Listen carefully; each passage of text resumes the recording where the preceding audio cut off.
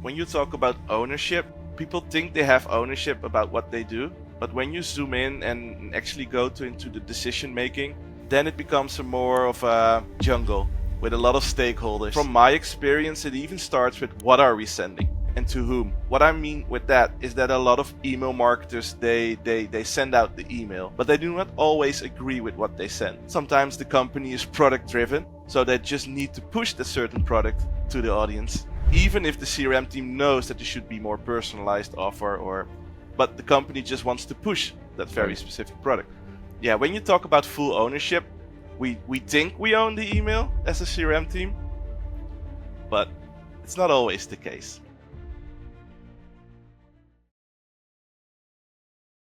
Hey everyone, welcome back to another episode of Marketing Insider series.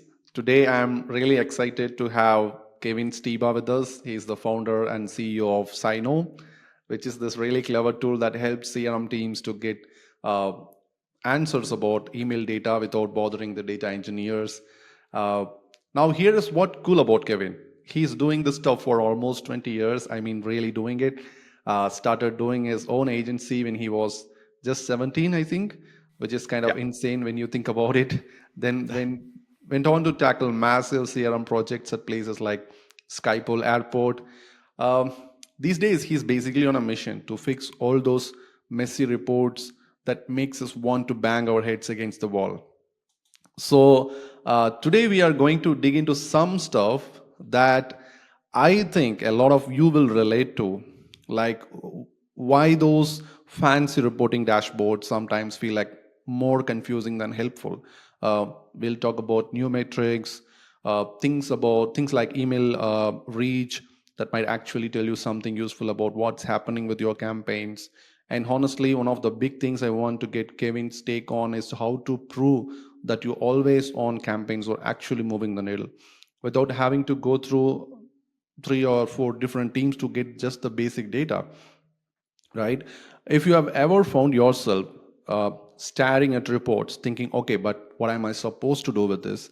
Stick around. Kevin's got some pretty practical ideas about everything from truly owning your channel to cutting through tool bloat and actually making your data work for you instead of against you. All right, Kevin, thanks for joining us. Sure. It's a pleasure hosting you. That's a very nice introduction. Thank you. Perfect. Before we dive in, I have to ask this question. Like, I have to ask, 17 years old, starting an agency. That's either incredibly brave or completely crazy, or maybe both. What Maybe was that both. like for you? Yeah, when you're the good thing about being 17 is that you don't think too much about what's the risk or why am I doing it. You just do stuff. And the funny thing is I started the agency, I didn't even have internet at home, Oh, so I needed to go to my friend's house, and there we were doing all of the internet related stuff. So it's very funny, but I did it for 16 years, so somehow we were able to pull it off and to manage to build a company. But yeah, I think it's sometimes I miss the innocent times where you just can play around, do stuff, and don't think about the consequences. Yeah. great. That's awesome. That's entrepreneurial spirit definitely shows in what you are building now, I guess. I was telling my team about this conversation, and they were all like, "Oh, asking about reporting and asking about personalization." So we've got a lot to cover. But I want to start with something that I think underlies all of them, all of those questions, like conjecture of all those questions. I see a lot of CRM teams who seem to have everything on paper, right? They got the customer data, they are managing the emailers, they are the ones scheduling and sending the campaigns. But when you actually talk to them, there is this feeling like they're not really in control, and like they are reaching to requests and following playbooks that someone has given to them. Now, I know this might sound like a pretty broad question, but having seen this from both the agency side and working with the enterprise team, I'm curious about your take on this. Like, when teams talk about owning their channel, what do you think that actually means? Because I get the sense there's more to it than just having access to the send button, right? But I'm sure everyone sees it. I mean, I'm not sure everyone sees it that way. So, Yeah, my experience is that when you talk about ownership, people think they have ownership about what they do, but when you zoom in and actually go to into the decision making, and also take responsibility for what you do, then it becomes a more of a, how do you say it, like a jungle with a lot of stakeholders. And of course, how bigger the company, the more stakeholders you got. But from my experience, it even starts with what are we sending right, and to whom. So, and what I mean with that is that a lot of email marketers, they send out the email, but they do not always agree with what they send. Sometimes it's like sometimes the company is product driven, so they just need to push the certain product to the audience, even if the CRM team knows that there should be more personalized offer, or but the company just wants to push that very right, specific product. So that could be a way to look at it. But also from a result perspective or performance perspective, not everyone fully understands why the results are as they are. And not everyone is capable of getting the true performance results in a way that we can look to it and agree that we did good or we did bad. Um, so that's my experience. There are a lot of different ways. Even like right. what tool are we using is sometimes decided by someone Yeah, else in the yeah, company. Um, so it's, yeah, when you talk about full ownership, we think we own the email as a CRM team, but it's not always the case from my experience. got it. That Yeah. that makes sense. Yeah. But you know what's funny though? Reporting tends to feel like such a busy work. Like, oh, Mm. great, time to update the dashboard. No one looks at it. What's your philosophy on making report actually meaningful? Like, is there any overarching theme that you have in mind? Because I imagine there must be something strong behind your thinking when you build Sino. Yeah. So I started Sino because I needed it myself. When I had the initial idea of Sino, I was working at the airport here in the Netherlands, and I was product owner of the CRM team, and we needed to build a lot of weekly, monthly reports to inform other stakeholders how we, as a digital team, because our CRM team was part of the digital team, how we performed. So even within the company, we had different departments that was like your client, and you were just building it out and sending it, and was responsible for building the reports. But building those reports were very, very time consuming. Right, Um, and I think CRM reporting and email marketing reporting is a very underestimated task. You work with a lot of data that you need to stitch to each other after a long time, right? right. When you report on advertisement, it is like a view and a click within the same session. But when it's email, it could be opens and clicks way later than when you actually send the email. True. And then the outcome of that could also be way later. Yeah. So it's more complex. And a lot of the data that you need to build a good report, from subscriber base growth to engagement within the email into the e-commerce revenue or maybe other business KPIs, they all live in different systems. Yeah. So what happens is that most marketers who actually send the email, they are very creative people. So they try to find solutions for their problem. If they are not able to automate it, they will just be smart and come with creative solutions. And 9 out of 10, those solutions end up in an Excel sheet or a Google sheet. Um, and just manually or semi-automatically, they populate the data in that sheet and they create reports with that. So that's also what we were doing with the team. And I was like, there should be like an easier way, let's say a Google Analytics for email, Yeah. to just for me building reports to show different stakeholders, but also our own team, how we performed with the email channel. And there was no such tool that was like really built for me. Right. There were like generic dashboarding tools, BI tools, but you need technical skills to get your pipeline, your data engineering, your data formatting, then build the dashboards, maintain them, all of that. And that's why when I started Sino, and the whole idea was when we go back to ownership, is that the CRM team who's actually sending the email, Okay. regardless why, they just Okay. send it.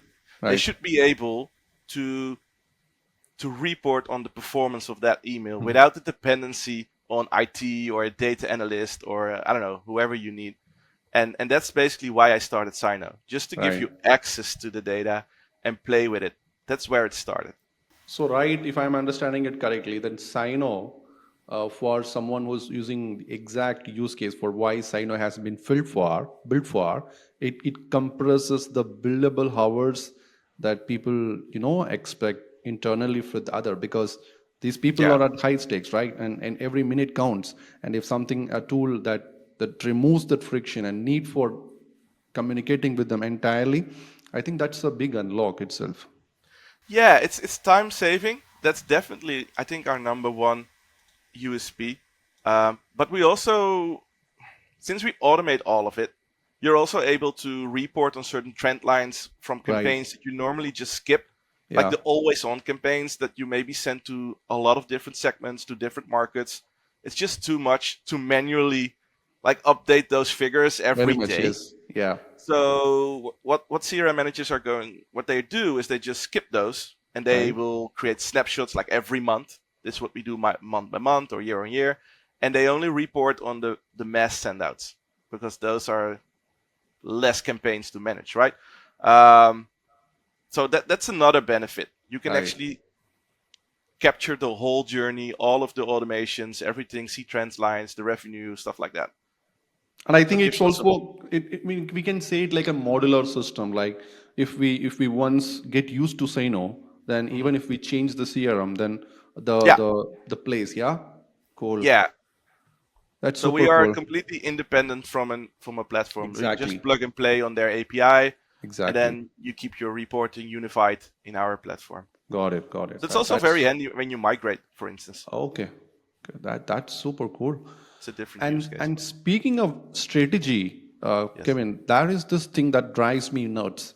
When people think email is simple, the whole write something and hit send it attitude. So, but you and I both know that's total bullshit, right? You are dealing with data integrity, creative workflows, timing optimization, revenue targets. I mean, it's basically running a mini business by itself, Yeah. right? Have you found ways to help leadership actually see that level of complexity, like what finally made it to click for them? Yes. So I totally agree with you. And I think when I look at email marketers or CRM managers, they have so many hats. Yeah.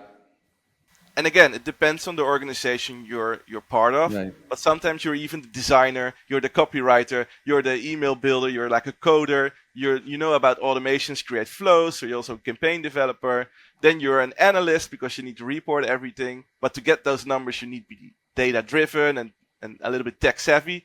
Um, so all of that sometimes is just one or two persons in an organization. Yeah.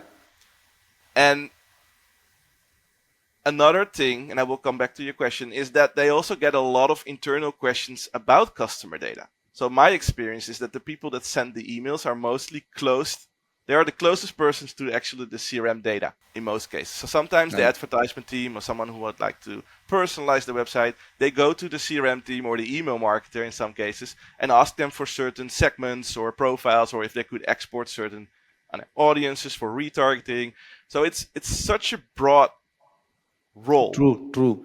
And I think not all of the organizations are aware of Yeah. those that person or persons wear so many hats. One thing that we see happening if you use a better reporting tool and report more specifically on segments, or you can start to have the conversation but also create insights in like how much is running currently. Yeah.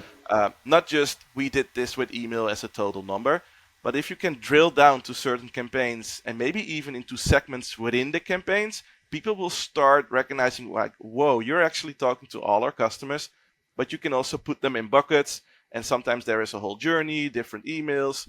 I think that insight, creating not only in your reporting, but also create, let's say, a flow chart or something that represents the whole life cycle, gives a better understanding for the organization what you're actually doing as an email marketer.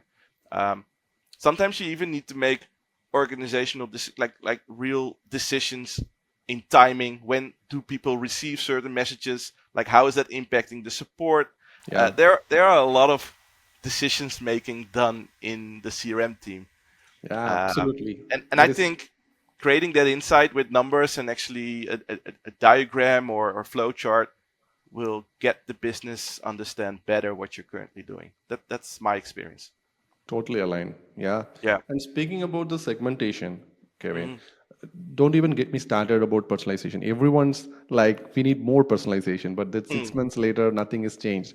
Like, Yeah. I literally feel that while we start to, start with high aspirations, but somewhere in the middle we get lost. I'm curious, when you have been in those situations, what do you think usually gets in that way? In your experience, what usually get in the way, and how can a team go from we should personalize to can we go live next week? So that level of practicality, how we can Yeah. able to make it achievable.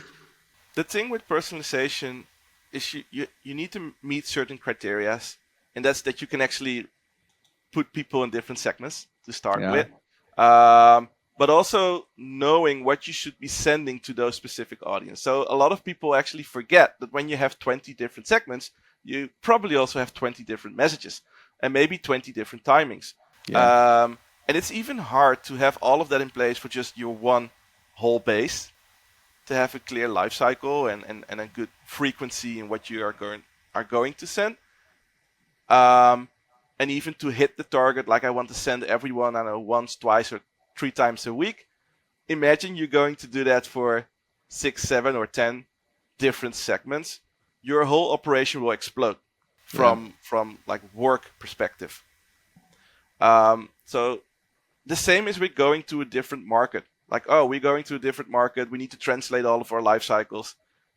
It will just simply double your work.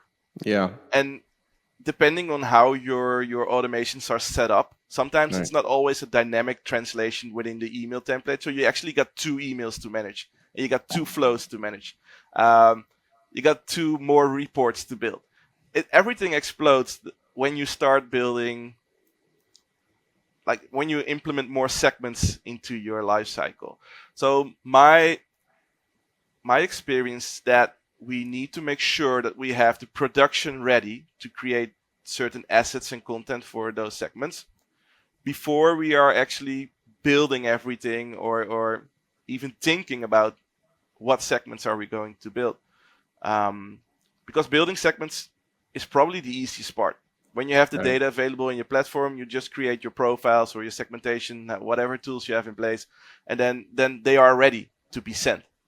But what are you sending? How many times? How are you going to exclude them in certain other campaigns? It becomes very, very complex. Yeah. It's so True. my True. advice is make sure that you start sending more frequently and have an optimized life cycle for one segment, and then try to find certain segments that need more attention, and then start there. And then instead of I want to send all the different segments, different messages, all, because then it becomes too big of a project and it will never see the light. Right. That's Got that's my experience. got it. Got it. What's your experience? Since you're in the call as well, let me ask you a question. So for most of the part, I really in alignment with what you are saying, and Hmm. I think that um, we should we should counter, or we should consider the capacity as well, in what level of deeper we go with the personalization. Because I have seen that teams, I mean not teams, like literally 1 or 2 person go mad about personalization, but at the end of the day, when they're trying to be very, very romantic about doing that personalization, they end up knowing that they don't have the capacity to, to do the justification that it requires. Hmm. So once you branch out, you need to take that ownership of the deepest level that those personalizations are going in. Unless and otherwise, it's almost an overkill. Yeah. That's what I feel, because most of the times I have worked with small and medium businesses, so that's something that I, very much often face situations in that situations. But yeah, I got what you're saying. Yeah. Yeah, there is one other thing that I think people overlook is that you need to get budget to scale up Yes. in Yeah. your segmentation or to, I don't know, grow in your journeys. And to be able to get those budgets, it's easier if you can give them something that you've proved that worked Right. instead of asking for a budget without any work has been done yet, Right. right? Um, Yes. so I think that's why I think optimize one thing first, show them the value, and then explain if we are going to do this, this, and this, we can get Right. more out of what I'm already doing. Yeah, and I want to add on that. I mean, there is this thing like many people tend to ignore the importance of first party data that they are collecting.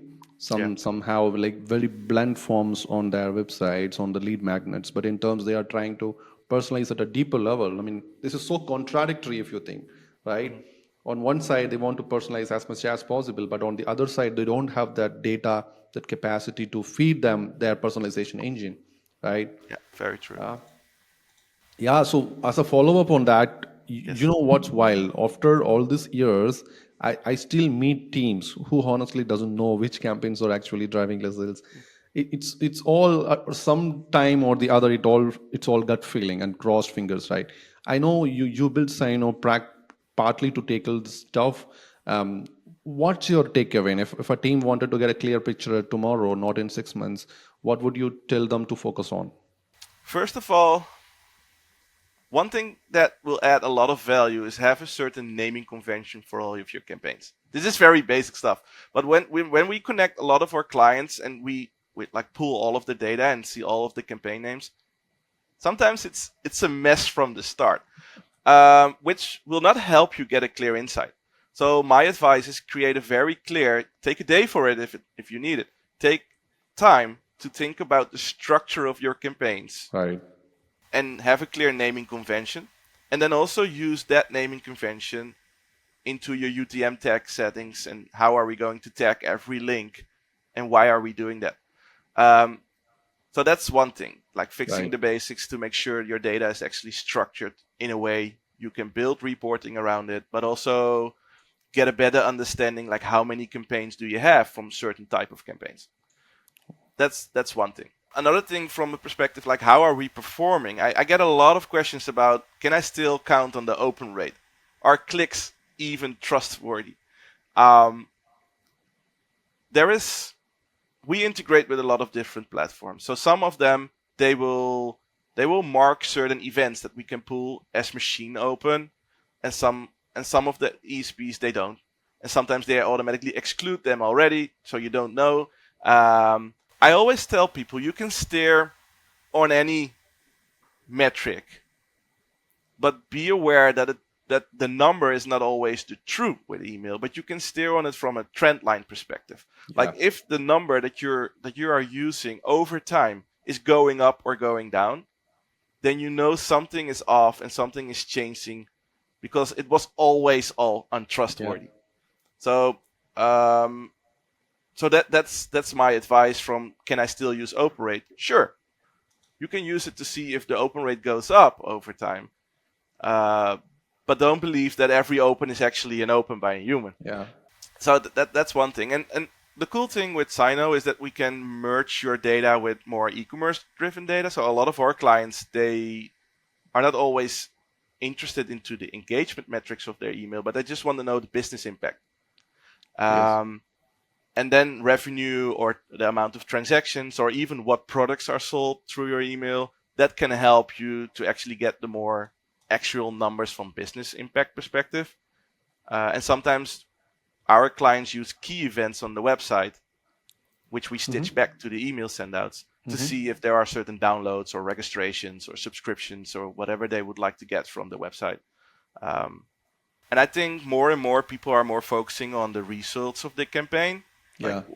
the business impact, instead of the email engagement, which is cool for the email marketer because they need to get better engagement. But the Yeah. business, I mean, if the engagement is huge in your email, but the business results just lack, then it's a very hard sell, right? Why Yes. you're doing what you're doing. So if you can show the relation into I optimized the email and therefore we got better business impact, then the money comes to your team and you get bigger budgets and you can do the personalization projects and all of that.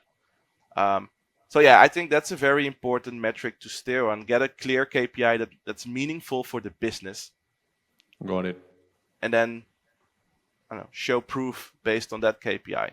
Right. Instead of screaming your open rate. I mean, yeah, it's good for you, but Actually, to be very honest, I was the next question I was thinking of asking you is that can we just agree they are kind of useless now? oh, I well, there you mean, go. You're not the first one. Yeah. It's a very common I mean, with question. iOS changes, with Gmail's prefetches and everything going on, I feel that they are basically fiction. I mean, it becomes a fiction now. Yeah, And you talked yeah, about with folks like Delaquist metrics, like reach hmm and frequency, seem way more yeah. grounded in reality when compared to open rates. And what's your experience with that shift? How do you actually use those numbers day to day? Yeah, so you mean like the reach metrics? Yeah. So Yeah, so, I was trying to ask about. I mean, how do you compare the open rate with the metrics is like reach and frequency? So which one you would like? Are you still looking at the open rates as a plausible metrics or something to sure. rely upon? I still, yeah. Still, we still use open rate as a metric that is valuable. Right. Again, as long as you keep looking at the trend line. Right. But open reach and frequency, we got those numbers as well. We quite recently implemented them. Okay. Also based on our conversations with Ella in the past, and he did a lot of advisor role. Wow, advising. Yeah, that was the word I was looking for. In the past, so there are some influences from Della actually in some of those metrics. And the same is for Cat Pay. We also had a lot of conversations with her. Right. And the cool thing about looking at the reach, you're actually looking at the amount of people from your base that actually engaged with you, instead of always representing this 40% open rate, which are always the same people. Yeah. So you want to know how many people actually engaged with my emails or opened or clicked from the whole base, right? For Right. all the people that I've sent an email to. And then you will see that it's a way lower number than you probably expected it. And then you can create strategies around the people that never engaged or are never part of of your campaigns. Yeah. Ideally, you want to reach everyone, or else why are they on your list, Absolutely. Yeah. right? And open reach helps you with that. Right. Makes sense, Kevin. Yeah. Speaking of reality checks, I'm curious about something. When teams start cranking up the volumes, like 20, 30 campaigns a week, what usually breaks first? I imagine you have seen this places like Skyfall, I mean, and Body and Fate. So all seems to have a like gigantic list of emails. Is it creative bottlenecks or is it quality assurance falling apart, or is it something different? And more importantly, how do teams actually? What you were trying to say for teams that to actually make them get back in control? So what I see a lot is that people are adding campaigns and campaigns into the automation flows, but they lose track of the conditioning of the profiles, like Right. who is actually receiving what. Right. And then there can be any overlap or priority problems. If you receive this email, you shouldn't be receiving that email as well. I think that's the part where a lot of people don't have clear documentation or overview for themselves to keep track of what's sending and why and to who. Yeah.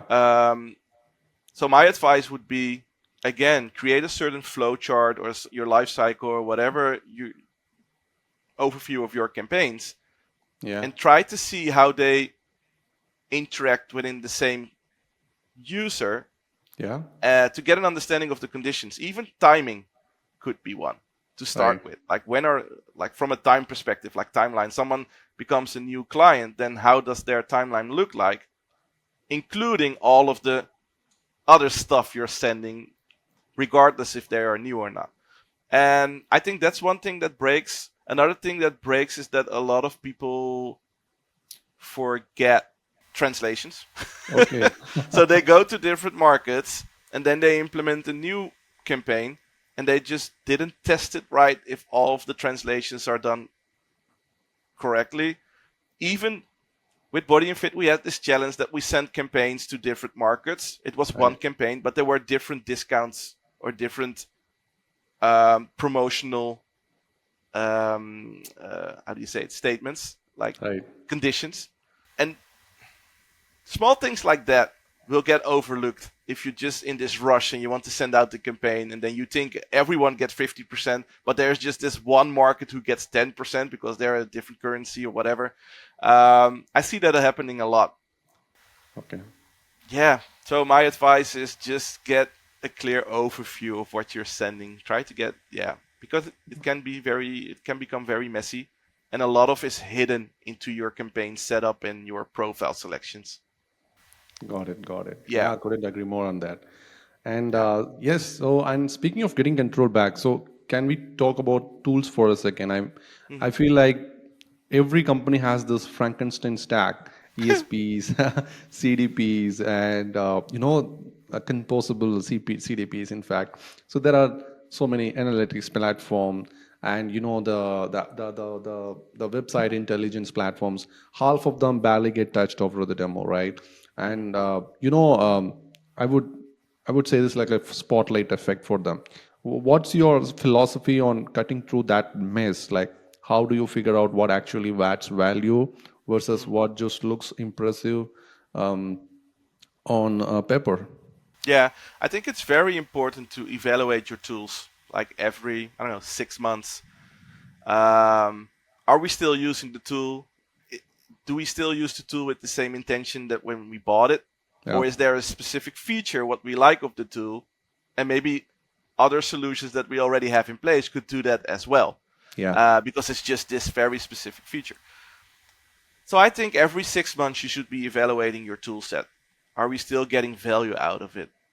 Um, Again, from ownership, and sometimes you just get the tools from the organization, and they are sometimes you want certain tools, but it's just too specific for your team, and you don't have a clear business case or a use case around it, so you don't get the budget, or sometimes it's not even a budget perspective, but you just don't get an agreement from IT yeah, or something else to prevent this Frankenstein, right? So we, of course, as an additional platform within the tech stack, we have this, let's say, challenge as well. A lot of our clients who love our product, they are actually disappointed that it's not part of the product they already have, right? They're, they are like, why is this not in the ESP already? Because I would love to have this analytics in the platform. So I need to explain them without telling anything bad about the ESP that they're currently using, is that we have a very, very specific niche expertise.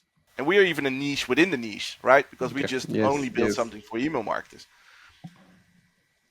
So it's a challenge. The only thing I could say is evaluate it every 6 months, and have a clear understanding of why the tool is in place, and if it right, still adds enough value versus what you need to pay for it. Because right, the prices also go up every yeah, time, and it can become quite expensive yeah, if you have all of those licenses in place. Um, and that's just the truth. And sometimes, which always also is the case, there is a lot of people moving around in the organization. I see a lot of people switching jobs in the yeah, marketing section. So someone almost always when someone joins the company, you automatically get some tools that that person would like to bring in or replace yes, because they yeah, are used to work with those tools. But in the meantime, when people leave a company, sometimes we forget why the tool was in place in the first place because people that used to use it are not here anymore. So that's also a thing. Sometimes true, tools move around when people are in certain roles or certain true, places. And it's not always for the company. Sometimes it's very personal why a certain tool is there. yeah, So that's why I think it's important to evaluate it got continuously. it, Yeah. yeah. Tools are one thing, yeah, but what about teams, Kevin? I'm always fascinated by CRM and product relationship. It feels like they should be friends, but often they are speaking completely different languages. Have you Mm. found ways to actually bridge the gap? Because while creating, I mean, Sino like might have had a product team, I'm not really sure, but whoever have done the product, I mean, when you have the CRM team in place, it kind of feels like marketing versus sales, because the CRM teams will tell you tell something to the product, and how does you think that they should influence the product team? Do you think is it essential, or we should have a central authority to for that? That's a good question. It's a very depending on the organization, Right, obviously. So Sino is a very small organization, so right, for us it's very easy. But yeah, when you look into more bigger organizations, let's say the airport or a bigger e-commerce brand, then, like I said in the beginning, sometimes the organization they decide what to push. right, Sometimes the CRM team is just the production team.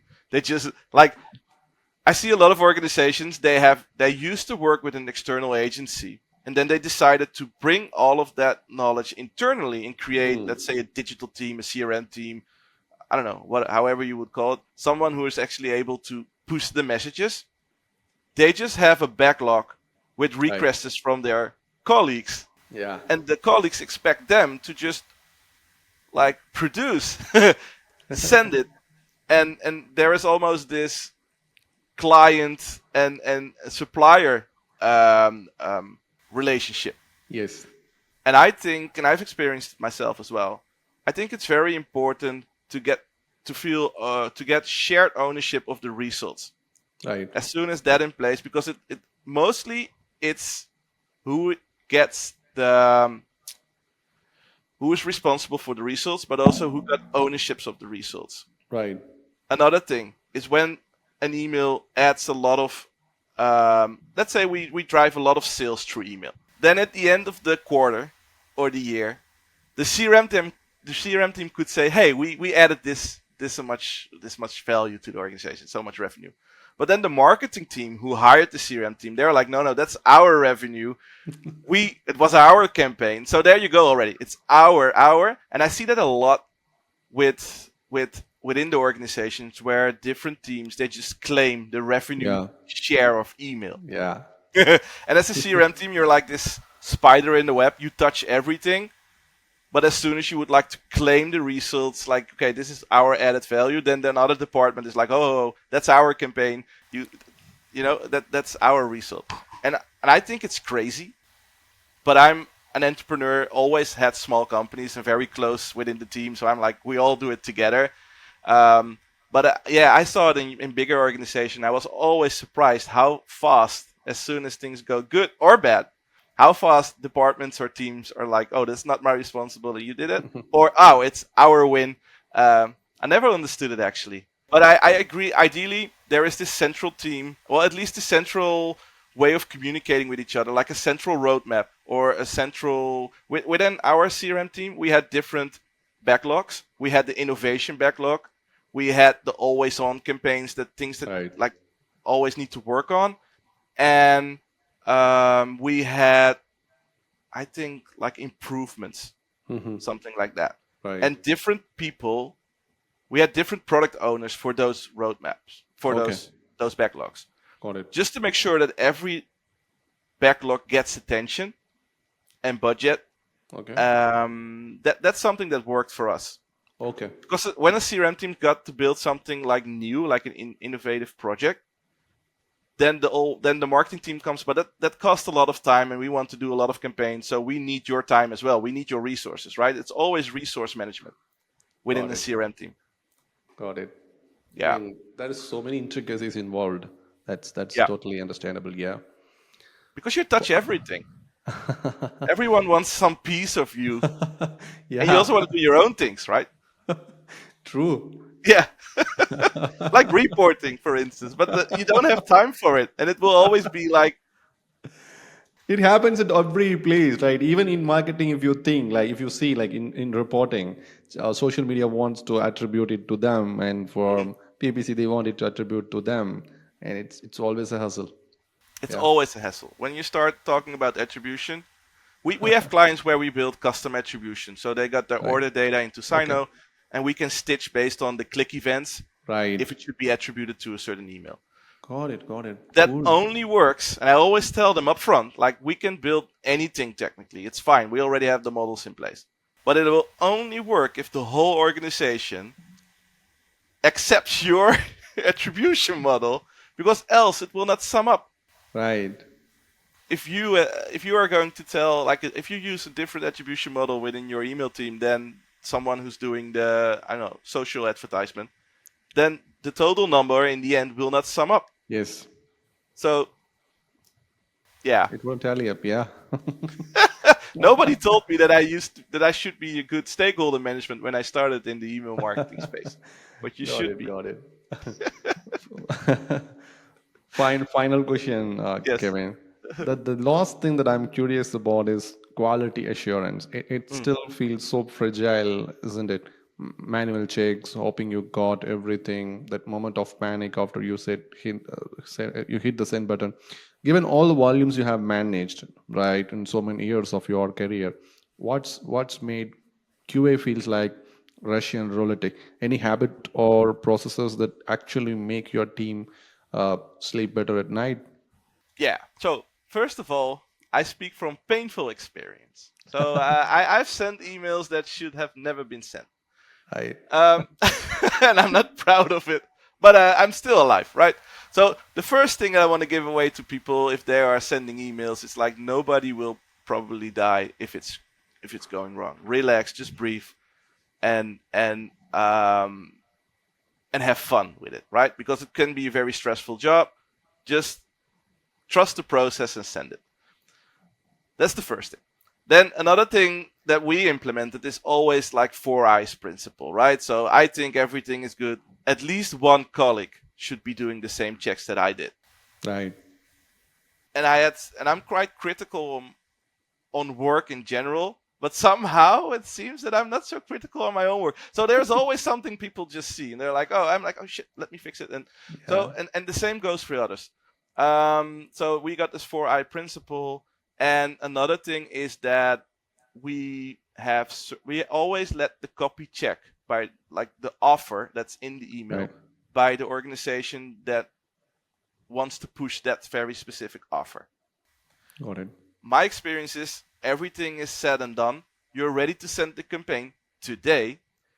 And then somehow in the organization, someone decided to change the offer for whatever reason. And this person expected the CRM team or the email marketer to know this, and they and and have the latest offer in the email. right, This happened so much in the e-commerce space. And then I sent them the email like, okay, I'm going to send this out right now. And then it's like, oh, no, hold up, hold up. I just told, I don't know, someone that we changed the numbers and it should be this offer. And I'm like, okay, how should I know? So always let someone else actually check the copy that wants to push a certain message out. And then another thing, and that's the last thing I will probably say about it, is the profile selection. So a lot of mistakes go to who you're sending the email to, okay, right? So you got the message, and then because that could be very complex sometimes. And also for that we use like this four eyes principle, but also this common sense right, principle. Like, before I send the campaign, there should be a roughly estimation to the amount of people this email should be going to. right, That should be part of the briefing. And when you send an email and you build a campaign and you check your sendouts, and it's like, I don't know, 50,000 people, while in the briefing it was roughly about 50 people, you know yeah, something is wrong from a common sense. So I also think from a briefing perspective, there should be this estimated audience size should be in there, which you could I think you should make it required, because if someone requests a certain campaign, they should be knowing to how many people roughly they would like to send the campaign, or else it's not a very good campaign from the start if you don't know to the amount of people you're going to send something. So I think that's also a thing that should be in place. got it. Not sure if Absolutely. it's helpful, but that's just my No, no, takeaway, right? yeah, yeah, it totally makes sense. Yeah, Yeah. But the most important thing is to have fun and just breathe, and know it's just an email, and I don't know, get better yeah, while you're doing it. got it, got it. Thank you, Kevin.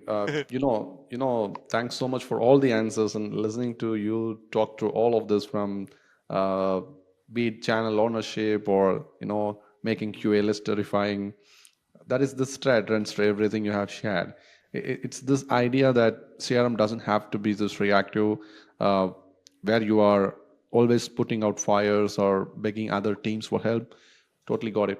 And I think that's where really stands out about your approach, right? You are not just talking about short-term tactics or quick fixes.